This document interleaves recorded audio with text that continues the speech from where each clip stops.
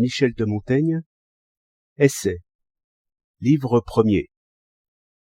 Chapitre 36. Sur Caton le Jeune.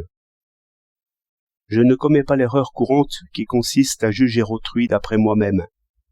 Je lui accorde volontiers des qualités différentes des miennes. Si je me suis engagé dans quelque chose, je n'oblige pas tout le monde à me suivre, comme font la plupart des gens.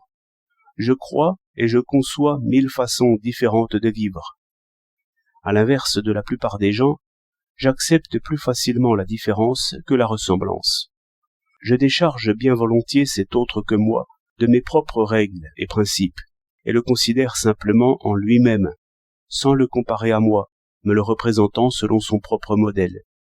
Bien que je ne sois pas chaste, je n'en admire pas moins la chasteté des feuillants et des capucins, et je trouve bonne leur façon de vivre. Je me mets à leur place en imagination, et les aime et les honore, d'autant plus qu'ils sont différents de moi. Je voudrais vraiment que l'on nous juge chacun en particulier, et qu'on ne me traite pas en fonction des exemples communs. Ma propre faiblesse n'altère aucunement la bonne opinion que je dois avoir de la force et de la vigueur de ceux qui le méritent. Il est des gens qui ne louent que ce qu'ils croient pouvoir imiter. Je rampe sur le limon de la terre, mais cela ne m'empêche pas de remarquer dans le ciel la hauteur inimitable de certaines âmes héroïques. C'est déjà beaucoup pour moi si je puis avoir un jugement correct, si mes actes ne peuvent l'être, et de maintenir au moins cette partie essentielle de moi exempte de corruption. C'est déjà quelque chose que ma volonté soit en bon état quand mes jambes, elles, sont défaillantes.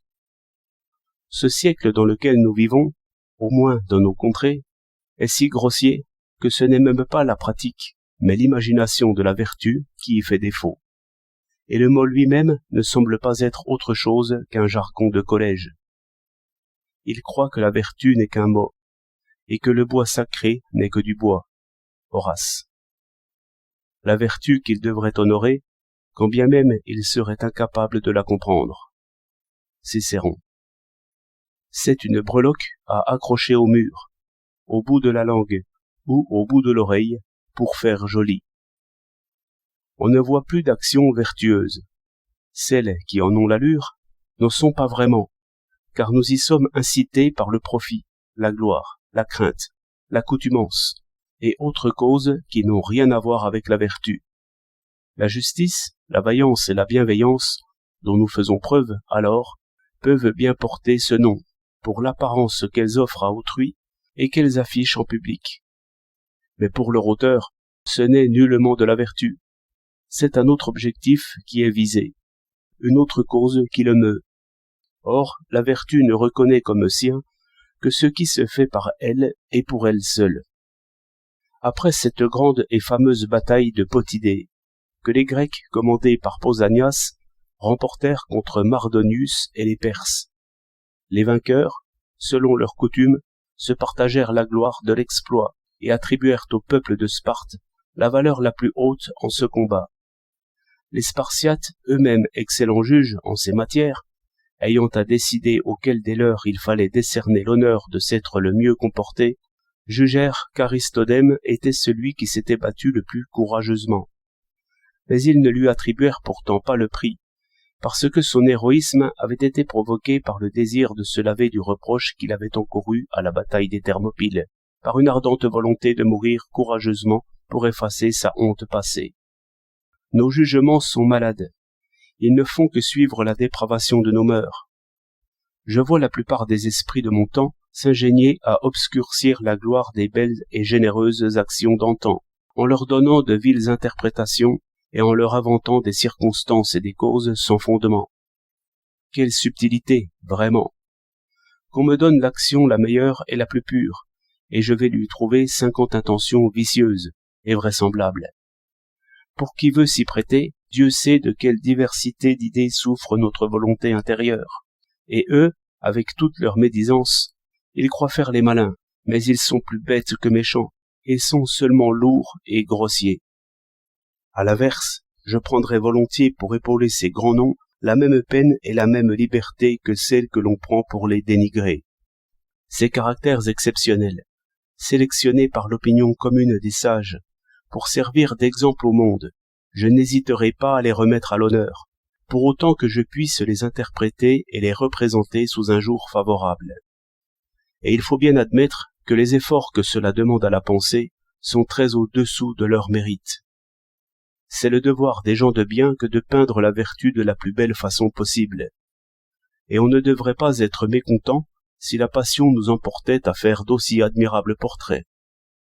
Ce que font les autres au contraire, ils le font par méchanceté ou par ce vice qu'ils ont de ramener leurs croyances à leur portée, comme je l'ai déjà montré, ou bien, comme je le pense plutôt, c'est qu'ils n'ont pas la vue assez bonne ni assez nette, ni suffisamment habitués à concevoir la splendeur de la vertu en sa pureté naturelle. Comme le dit Plutarque, de son temps, certains attribuaient la mort de Caton le Jeune à la crainte qu'il aurait eue de César. Cela l'irrite à juste titre, et l'on peut juger par là de combien il eût été encore plus choqué par ceux qui l'ont attribué à l'ambition. Sotte gens. Pour cet homme-là, mieux eût valu encourir l'ignominie en faisant une belle action, juste et généreuse, plutôt que d'agir pour la gloire. Ce fut véritablement un modèle, choisi par la nature, pour montrer jusqu'où la vertu et la force morale de l'homme peuvent s'élever. Mais je ne suis pas à même ici de traiter ce grand sujet. Je voudrais seulement faire œuvrer ensemble les beaux vers de 5 poètes latins qui ont chanté les louanges de Caton, dans son intérêt, et incidemment, pour le leur aussi. Un enfant bien éduqué trouvera que, par rapport aux autres, les 2 premiers sont un peu languissants, le 3e plus vif, mais auquel nuit l'excès même de sa force. Il jugera qu'il y aurait place encore pour 2 ou 3 genres d'imagination pour en arriver au 4e, devant lequel il joindra les mains en signe d'admiration. Le dernier devance les autres de quelque distance, mais une distance qu'il jugera ne pouvoir être comblée par nul esprit humain, et devant lui il sera comme frappé de stupeur et ému à l'extrême. Et voici une chose étonnante. Nous avons bien plus de poètes que de critiques et de commentateurs de la poésie. Il est plus aisé d'en écrire que de la comprendre. À un premier niveau, on peut la juger selon les règles de l'art. Mais la bonne, la suprême, la divine, est au-delà des règles et de l'entendement. Quiconque en discerne la beauté d'une vue ferme et tranquille, ne la voit pas réellement, pas plus qu'on ne voit la splendeur d'un éclair. Elle n'emprunte pas les voies de notre jugement, elle le transporte et y fait des ravages. Cette fureur, qui aiguillonne celui qui parvient à la pénétrer, frappe aussi celui à qui l'on en parle, et à qui on la récite, de même que l'aimant ne se contente pas d'attirer une aiguille, mais lui communique aussi son pouvoir d'en attirer d'autres. Et on peut observer clairement au théâtre que l'inspiration sacrée des muses, qui a d'abord insufflé au poète la colère, le deuil, la haine, qui l'a fait sortir de lui-même et l'a mené où elle a voulu, se communique aussi à travers lui à l'acteur, et par l'acteur au public tout entier. Ce sont comme des aiguilles aimantées suspendues les unes aux autres. Dès ma plus tendre enfance, la poésie a eu sur moi cet effet de me transporter, mais cet effet très vif, qui est naturel chez moi, a été modifié de diverses façons, par la diversité des styles. Non qu'il y en eût de très hauts et d'autres plus bas, car il s'agissait toujours des plus élevés dans chaque genre. Mais c'était comme s'il y en avait de différentes couleurs. Tout d'abord, une fluidité gaie et inventive, puis une subtilité aiguë et élevée, et enfin une force arrivée à maturité et ferme. Mais les exemples le montreront bien mieux. Ovide, Lucain, Virgile, voilà nos gens à l'œuvre. Caton, de son vivant bien plus grand que César. Martial, dit l'un. Caton, invincible, ayant vaincu la mort. Manilius, dit l'autre. Et celui-là, parlant des guerres civiles entre César et Pompée. La cause du vainqueur est agréable aux dieux, mais celle des vaincus avait Caton pour elle. Lucain. Le 4e, parmi les louanges de César, ajoute. L'univers était à ses pieds, sauf l'âme de Caton, l'insoumis, Horace. Et enfin, le maître du cœur, après avoir égrené les noms des plus grands Romains, termine ainsi. À eux, Caton dicte des lois. Virgile.